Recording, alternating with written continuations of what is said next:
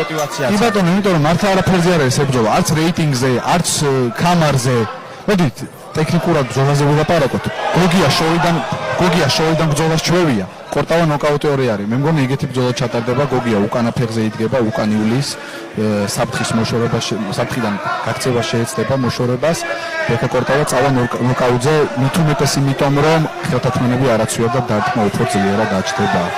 აი კიდე ერთი ძლიერი დარტყმა და კლინჩი შედიან ისე.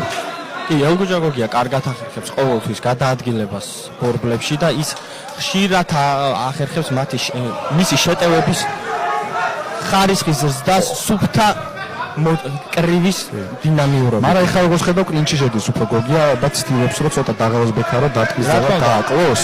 ეს სწორი გაცვლა, იმიტომ რომ ვიცით ბექა კორტავას ძალა, ვიცით ბექა კორტავას გან მომავალი საფრთხე და ვიცით ის რომ ბექა კორტავას ერთი დარტყმაც კი შეიძლება საკმარისი აღმოჩნდეს.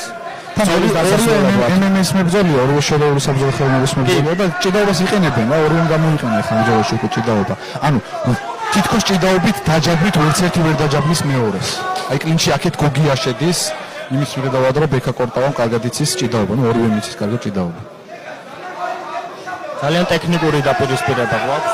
ესე გიჟურად არც ერთი მებრძოლი არ არის და კორტავა გიჟი ფარმირების ერთ დარტყმას ცდილობენ რომ ის ერთი გაფრთხილება მიიღო, ეხლა იღებს გოგია რომ მე მგონი რომ თავს ძალიან დაბლა ხრის, ეგრეც არის, ხშირად ირღვევა ეს წესი.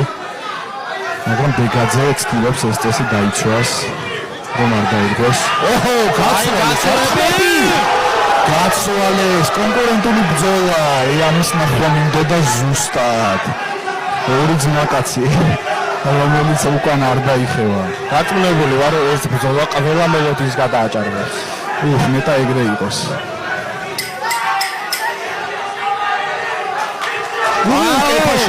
კეიფაში მოხდა და ხო, ისევ თავის დაწევაზე ელაპარაკება კორტავა.